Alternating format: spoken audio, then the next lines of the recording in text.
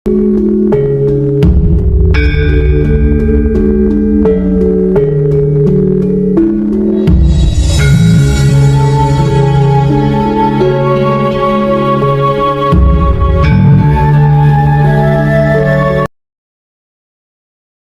berdua malam ini di Patrap Samadhi Manunggal Jati.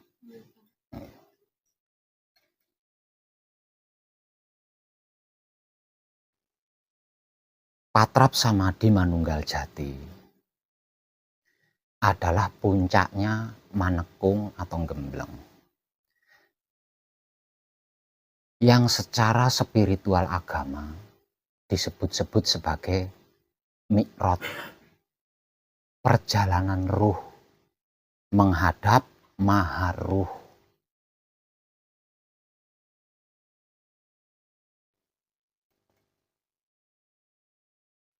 Jadi bisa dikatakan itu sebuah perjalanan halusnya halus. Di situ dibutuhkan tingkat keimanan yang sangat tinggi dan kuat,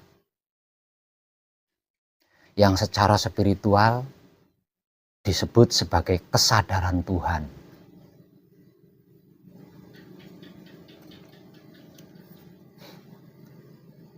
Mi'raj atau perjalanan ruh ini disejarahkan secara abadi dengan tulisan oleh para pendahulu kita ketika Nabi Muhammad Shallallahu Alaihi Wasallam melakukan perjalanan mi'raj. Sesungguhnya itu filosofi bagi kita semua. Nah, kadar keimanan yang sama, yang seperti dimiliki oleh Nabi Muhammad pada waktu itu, yang harus dimiliki ketika melakukan Patrap Samadhi Manunggal Jati. Mungkin sedikit banyak panjenengan pernah mendengarkan ceramah tentang ketika Nabi Muhammad Shallallahu Alaihi Wasallam melakukan Isra Mi'raj, di mana ketika beliau dalam perjalanan Mi'raj menghadapi dan melalui berbagai macam rintangan, namun sedikit pun beliau tidak menoleh. Itu menggambarkan bahwa keimanan yang tidak sepele itu, ya. Ketika bertemu, digambarkan seperti itu kan, ketika bertemu dengan perempuan tua, renta compang-camping, memanggil-manggil dengan teriakan, sedikit pun Nabi tidak menoleh. Dipersaksikan itu, dipersaksikan ini, sedikit pun Nabi tidak instruksi, tidak bertanya, tidak menebak-nebak. Nah, ini merupakan filosofi tingkat keimanan yang sangat tinggi. Dan keimanan seperti itulah yang harus panjenengan miliki ketika melakukan Patrap Samadhi Manunggal Jati.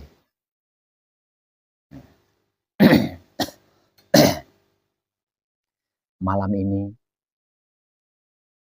saya akan bercerita tentang sesuatu yang akan mengguncang seluruh kehidupan di dunia manapun. Maka saya mohon simak baik-baik, karena panjenengan yang memiliki kesempatan untuk mendengarkan langsung di hadapan saya, tidak melalui video.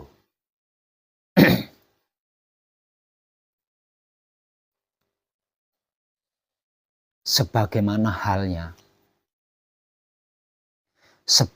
halnya saya mengetahui apa yang akan terjadi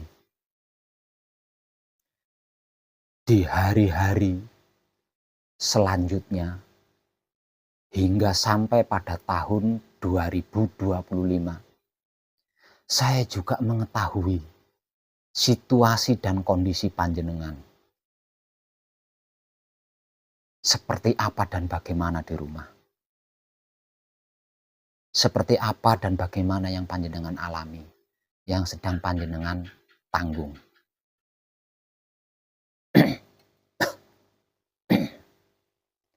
Panjenengan tahu kenapa dan mengapa saya hampir setiap waktu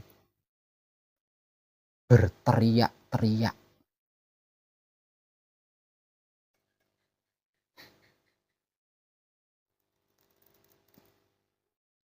mengingatkan untuk tidak gampang percaya, untuk tidak mudah tertarik dengan apa yang saya sampaikan, melainkan menyimaknya dulu baik-baik apa yang saya sampaikan. Tujuannya agar supaya panjenengan itu sebelum mengkaji diri bisa mengerti dan memahami apa arti maksudnya Wahyu Pancagaib dan Wahyu Pancalaku, serta mengetahui kemana arah tujuannya Wahyu Pancagaib dan Wahyu Pancalaku. Untuk itu, tiada hentinya saya memberikan peringatan. Jangan gampang percaya, jangan mudah tertarik, apalagi sampai mengambil keputusan besar, kesimpulan besar, langsung mengkaji, ikut mengkaji. Tanpa mencari tahu dulu. Tanpa mau mengerti dulu apa yang akan dikaji nantinya. Dikarenakan ini bukan sesuatu yang remeh. Inilah yang akan dialami oleh seluruh makhluk yang hidup di dunia ini saat-saat ini. Lah ini kalau sampai kurang mengerti, kurang memahami, kurang mengetahui. Apalagi tidak mengerti, tidak memahami, tidak mengetahui. Langsung ikut pengkajiannya. Ini sangat menyakitkan. Itu sangat menyakitkan.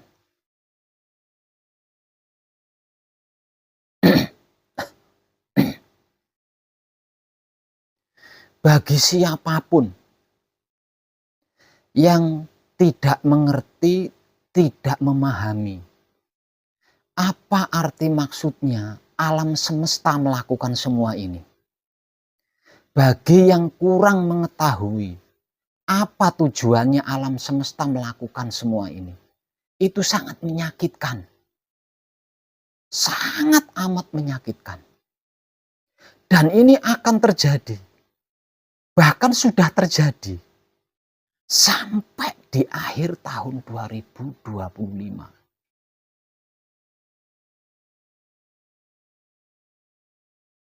Hanya orang-orang yang mengerti dan memahami kenapa alam semesta melakukan ini. Hanya orang-orang yang mengetahui apa tujuannya alam semesta melakukan ini, yang tidak merasakan sakit. Kalau sakit raga, ada dokternya. Namun kalau sakit jiwa,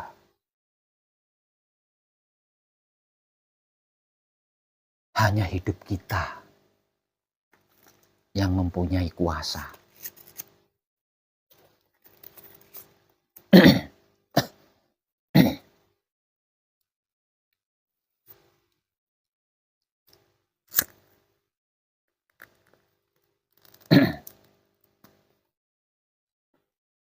Wahyu Pancagaib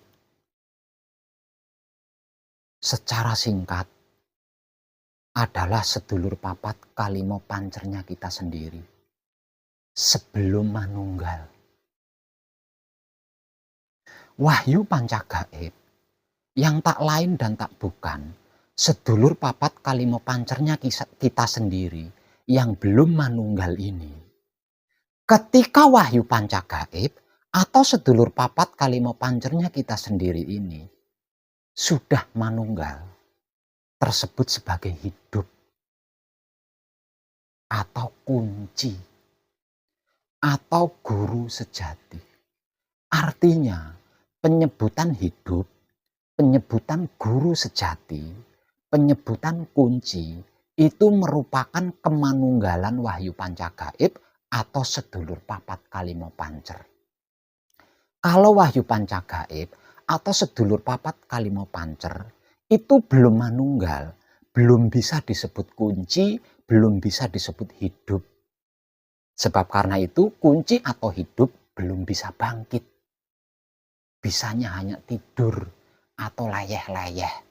Disebabkan tidak punya kedua tangan, tidak punya kedua kaki. Ketika wahyu panca gaib atau sedulur papat kalimo pancer ini manunggal tersebut hidup atau kunci dimulai pada saat itu hidup atau kunci atau guru sejati ini baru bisa bangun. Dikarenakan mempunyai kedua kaki dan mempunyai kedua tangan.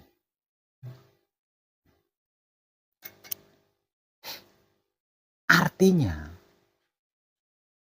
apa yang sedang kita kaji bersama, ini adalah tentang sedulur papat kalimo pancer. Kita sendiri yang seumur hidup menjadikan kita bisa itu, bisa ini, dan lain sebagainya.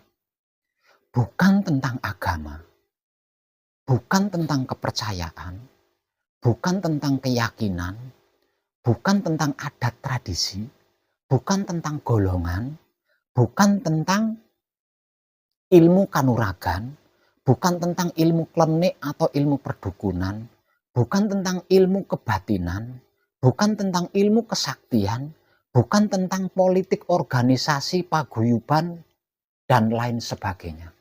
Bukan tentang itu semua, melainkan tentang kemanunggalan wahyu panca gaib atau sedulur papat kalimo pancer tersebut sebagai hidup atau guru sejati yang secara spiritual agama disebut-sebut sebagai ruh Tuhan atau Rasulullah, utusan Tuhan.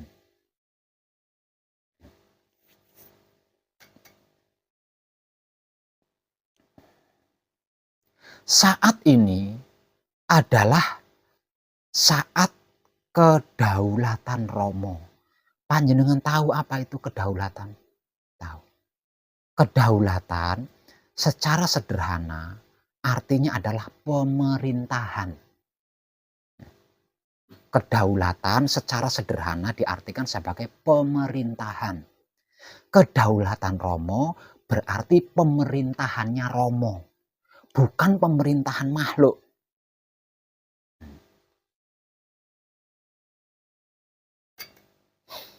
Kedaulatan Romo ini secara spiritual disebut-sebut sebagai kebangkitan spiritual Nusantara atau kejayaan Nusantara. Itu secara spiritual mereka menyebutnya seperti itu. Dan sesungguhnya adalah kedaulatan Romo atau pemerintahan Tuhan, ya. Pemerintahan Tuhan secara jelasnya. Lah, di era kedaulatan Romo ini, di zaman pemerintahan Tuhan ini, siapapun yang tidak berspiritual akan mengalami ketakutan tingkat tinggi, keraguan tingkat tinggi, kebimbangan tingkat tinggi. Dan ini akan berjalan sampai di akhir 2025. Tidak bisa disembuhkan, tidak bisa diobati, tidak bisa diselesaikan.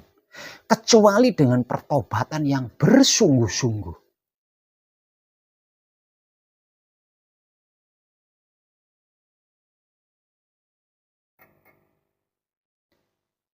Artinya, semua orang awam tanpa terkecuali ini ya, Semua orang awam, seluruh orang awam yang tidak berspiritual ini akan mengalami ini.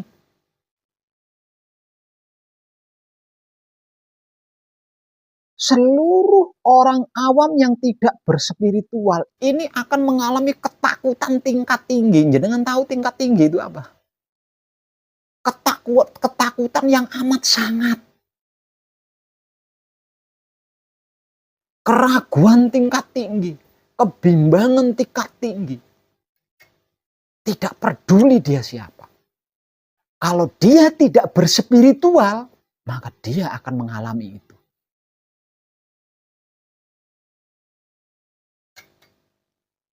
Setiap hari dicekam ketakutan. Takut mati, takut tersaingi, takut terkalahkan,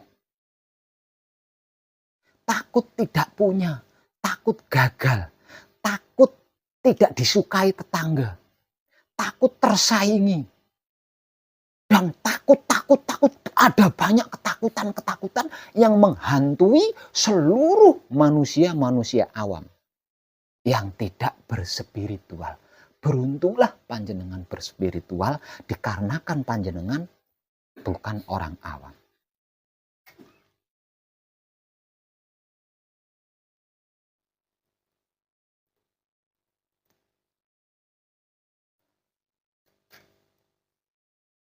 Sampai kapan orang-orang awam mengalami ketakutan tingkat tinggi, keraguan tingkat tinggi, kebimbangan tingkat tinggi sampai kapan? Sampai dia mampu menyadari kebodohannya itu.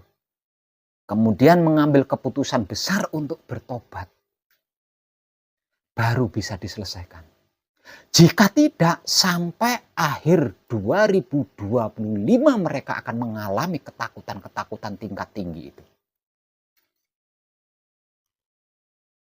Di setiap saatnya, nyaris tidak akan pernah merasakan yang namanya damai, tenang, bahagia, sehat, apalagi tentram. Dikarenakan di setiap saatnya hanya ketakutan-ketakutan yang mereka alami. Hanya keraguan-keraguan yang mereka alami. Hanya kebimbangan-kebimbangan yang mereka alami. Karena tidak punya keyakinan. Tidak punya kepercayaan. Yang tepat, yang pasti. Tidak punya pedoman.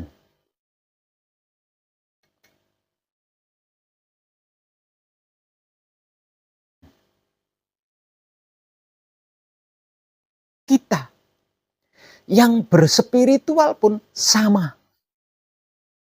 Akan mengalami ketakutan-ketakutan yang sama seperti yang dialami oleh orang awam. Akan mengalami kebimbangan dan keraguan yang sama seperti yang dialami oleh orang-orang awam. Kalau kurang mengerti, kurang memahami apa arti maksudnya wahyu panca gaib dan wahyu pancalaku, dan kurang mengetahui kemana arah tujuannya wahyu panca gaib dan wahyu pancalaku. Wahyu panca gaib yang tak lain dan tak bukan adalah sedulur papat kalimo pancernya kita sendiri. Dan wahyu pancalaku yang merupakan sikap dan sifatnya wahyu panca gaib atau sedulur papat kalimo pancernya kita sendiri.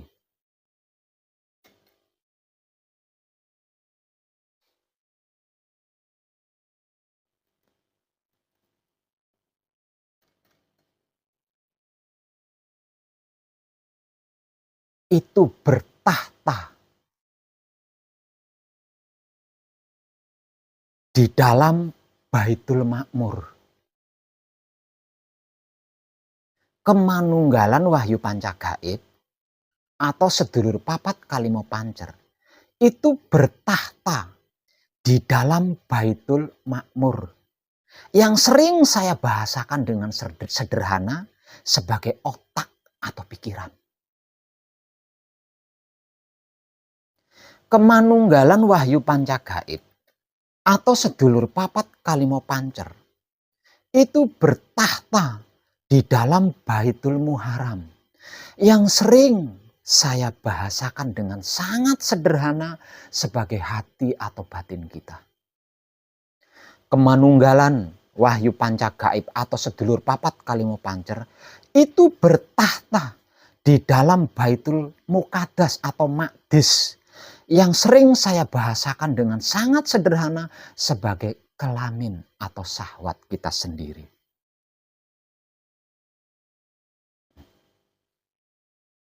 Dikarenakan otak atau pikiran kita, hati atau batin kita, kelamin atau syahwat kita merupakan tiga singgasananya guru sejati kita atau hidup kita atau ruh Tuhan.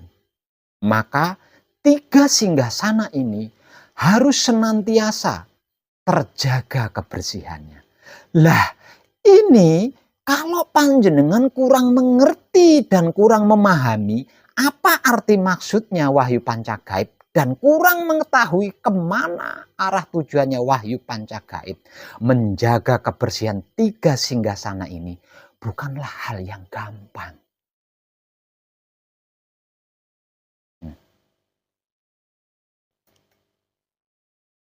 Kenapa saya selalu wanti-wanti? Kenapa saya selalu berteriak-teriak, wanti-wanti berpesan untuk tidak gampang percaya, tidak mudah tertarik? Ini tidak gampang. Kalau sudah masuk di dalam pengkajian ini, tidak ada kompromi, tidak ada toleransi. Kalau panjenengan kurang mengerti, kurang memahami apa arti maksudnya Wahyu Pancagaib, kurang mengetahui kemana arah tujuannya Wahyu Pancagaib, panjenengan akan banyak tergelincirnya. Akan banyak tergelincirnya. Karena menjaga kebersihan otak atau pikiran tidaklah hal yang mudah. Menjaga kebersihan hati atau batin bukan hal yang gampang. Menjaga kebersihan kelamin atau syahwat bukan hal yang sepele. Jika kita sudah masuk mengkaji diri ke dalamnya, ternoda sedikit saja, tidak ada kompromi, tidak ada toleransi di sini. Karena itu loh saya wanti-wanti berpesan, jangan gampang percaya, jangan mudah tertarik. Sebab kalau sudah terlanjur masuk, tidak ada toleransi, tidak ada kompromi. Artinya kalau panjenengan gagal menjaga kebersihan tiga singgasana ini, panjenengan juga akan mengalami sama ketakutan-ketakutan tingkat tinggi yang akan dialami oleh orang-orang awam. Sama.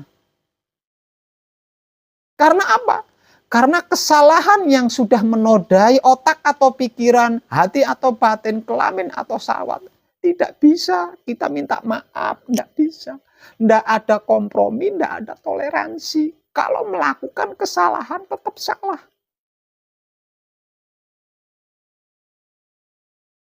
Tetap ada hukumnya. Tidak ada toleransi, tidak bisa dikompromi. Pengkajian diri tentang kemanunggalan Wahyu Pancagaib atau sedulur papat kalimo pancer, raga kita kaitannya dengan hukum alam. Jiwa kita kaitannya dengan hukum karma. Hukum alam dan hukum karma ini hukum yang paling adil. Tidak ada satupun hukum yang seadil hukum alam dan hukum karma. Hukum-hukum yang lainnya masih bisa dipolitiki. Hukum-hukum yang lainnya masih bisa dibeli. Tapi kalau hukum alam tidak bisa. Hukum karma tidak bisa. Hukum negara, hukum adat, hukum agama, panjenengan memotong telinganya orang lain paling-paling beberapa bulan di penjara. Itu pun kalau panjenengan tidak punya uang. Kalau panjenengan punya uang, beberapa bulan kurungan penjara itu bisa panjenengan tebus dengan uang. Tapi kalau hukum alam dan hukum karma tidak bisa. Kalau sudah terlanjur masuk di kajian diri ini nggak ada kompromi. Tidak ada toleransi. Karena itu loh, wong edan bagu teriak-teriak, wanti-wanti, berpesan, jangan gampang percaya. Jangan mudah tertarik. Di sini dibutuhkan pertaubatan yang bersungguh-sungguh. Pertaubatan yang tidak kumat lagi. Karena kalau sampai kumat lagi, tidak bisa kompromi, tidak ada toleransi.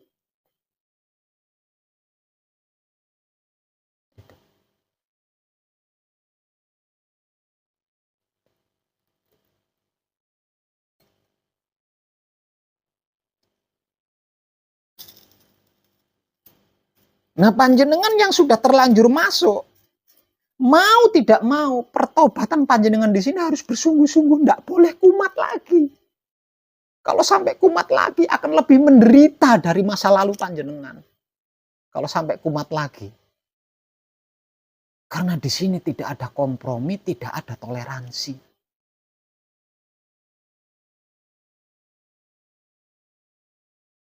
Tapi saya bukan orang jahat, Pak Web. Kenapa ada kata-kata bertobat? Bertobat ini bukan untuk orang jahat. Bukan cuma penjahat saja. Bertobat yang saya maksud adalah bertobat dari seluruh masa lalu. Tidak peduli itu perbuatan jahat atau tidak. Mau jahat, mau baik, masa lalu kita itu tidak melibatkan Tuhan. Mau perbuatan baik atau perbuatan jahat, masa lalu kita itu sama sekali tidak melibatkan Tuhan. Lah bertobat dari ini loh. Setelah mengkaji diri di sini, kita harus senantiasa selalu melibatkan Tuhan. Tidak boleh tidak melibatkan Tuhan. Tobatnya itu tentang itu loh, bukan tentang perbuatan jahatnya atau bukan tentang perbuatan baiknya. Lah ini kalau tobatnya tidak bersungguh-sungguh, ada kemungkinan kumat lagi. Kalau sudah kumat lagi, ingat, panjenengan tidak akan berhadapan dengan wong edan bagu. Panjenengan akan berhadapan dengan alam semesta dan hukum karmanya. Itu yang panjenengan hadapi. Maka dibutuhkan pertobatan yang bersungguh-sungguh di sini. Yang secara spiritual agama disebut-sebut sebagai taubatan nasuha. Taubatan yang tidak kambuh lagi. Pertobatan yang tidak kumat lagi.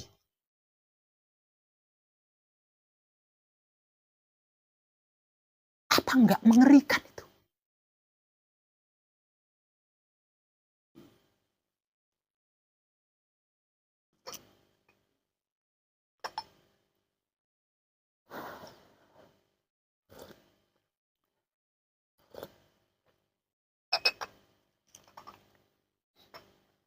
Kalau panjenengan mempunyai masalah pribadi, kalau panjenengan mempunyai masalah pribadi, dan itu adalah masalah duniawi, jangan takut.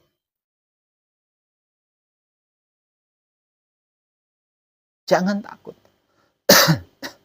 Jangan ragu. Jangan ragukan hidup panjenengan. Jangan takut sama masalah itu, jangan ragukan hidup panjenengan. Dan jangan bimbang. Karena apapun masalah dunia panjenengan akan terselamatkan dengan sempurna. Kalau pertobatan panjenengan tidak kumat lagi.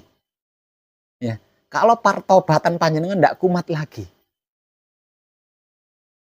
Artinya panjenengan bisa menjaga kebersihan otak atau pikiran panjenengan sendiri. Kebersihan hati atau batin panjenengan, kebersihan kelamin atau sahat panjenengan sendiri. Kalau tobat panjenengan tidak kumat lagi, saya jamin panjenengan bisa menjaga kebersihannya. Kecuali kalau panjenengan kumat lagi. Dan ketika panjenengan tobatnya kumat lagi, maka dimulai pada saat itu, otak atau pikiran panjenengan akan ternoda lagi. Hati atau batin panjenengan akan ternoda lagi, kelamin atau syahwat panjenengan akan ternoda lagi. Dan ketika salah satunya ternoda, tidak ada kompromi, tidak ada toleransi. Artinya, walaupun panjenengan fasih melakukan patrap samadhi, kesalahan panjenengan harus tetap ditebus secara manusiawi atau secara lahir.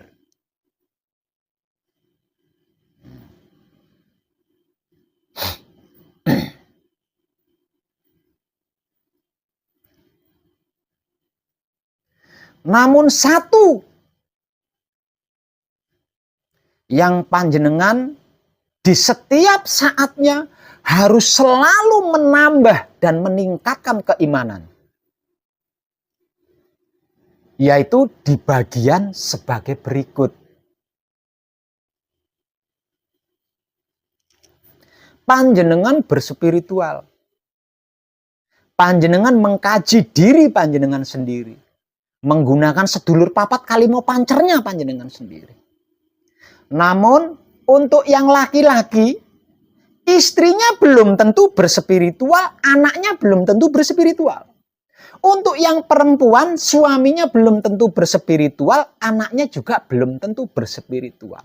Artinya panjenengan tetap akan menghadapi orang-orang awam yang mengalami ketakutan-ketakutan tingkat tinggi ini. Yaitu anak istri panjenengan sendiri atau suami anak panjenengan sendiri yang belum berspiritual. Ini untuk seluruh putra kekudangane Rama yang perempuan, suami atau anaknya belum berspiritual. Untuk yang laki-laki, istri atau anaknya belum berspiritual. Suka tidak suka, tetap akan mengalami proses alam semesta ini.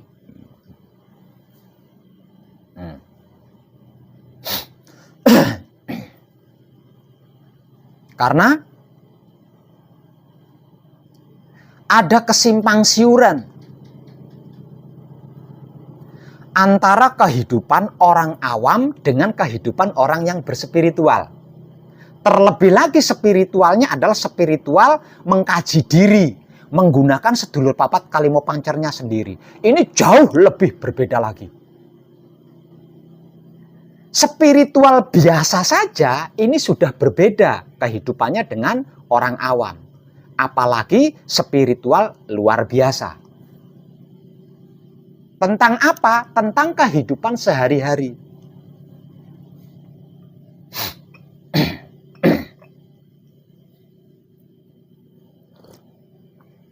Misal contoh, dikarenakan pertobatan panjenengan tidak kambuh lagi, dikarenakan pertobatan panjenengan adalah pertobatan nasuha, pertobatan yang sungguh-sungguh, tidak kambuh lagi, maka bisa dipastikan laku suci panjenengan akan maksimal. Selalu diam, apapun yang terjadi dan bagaimanapun yang terjadi, selalu diam ketika bersamadi setelah melakukan patrap. Di luar patrap samadi, apapun kejadian yang terjadi, panjenengan akan selalu menikmati rasanya kelakuan diri sendiri menggunakan kesadaran cinta kasih sayang hidup. Dua cara terhebat untuk menjaga kebersihan otak atau pikiran, hati atau batin, kelamin atau syahwat. Ini di mata istri panjenengan atau anak panjenengan yang mungkin itu belum berspiritual akan dinilai kok berubah ya, angkuh ya, dingin ya, cuek ya. Itu di mata orang awam. Padahal panjenengan sesungguhnya penuh perhatian. Namun di mata anak istri panjenengan yang tidak berspiritual, panjenengan menjadi dingin, panjenengan menjadi angkuh, panjenengan seperti masa bodoh, tidak peduli. Kejadian ini tidak menutup kemungkinan akan menjadikan anak istri panjenengan protes atau menuding panjenengan. Entah itu sesat, atau entah setelah mengkaji ini kok kamu berubah jadi cuek, tidak peduli, dan lain sebagainya. Begitu juga untuk yang wanita. Yang suami atau anaknya belum berspiritual. Sama. Di mata suaminya dan anaknya yang belum berspiritual, pasti akan terlihat cuek, acuh, dingin, sombong, masa bodoh, tidak peduli, dan bla bla bla lainnya. Apalagi urusan di atas kasur. Ini paling utama.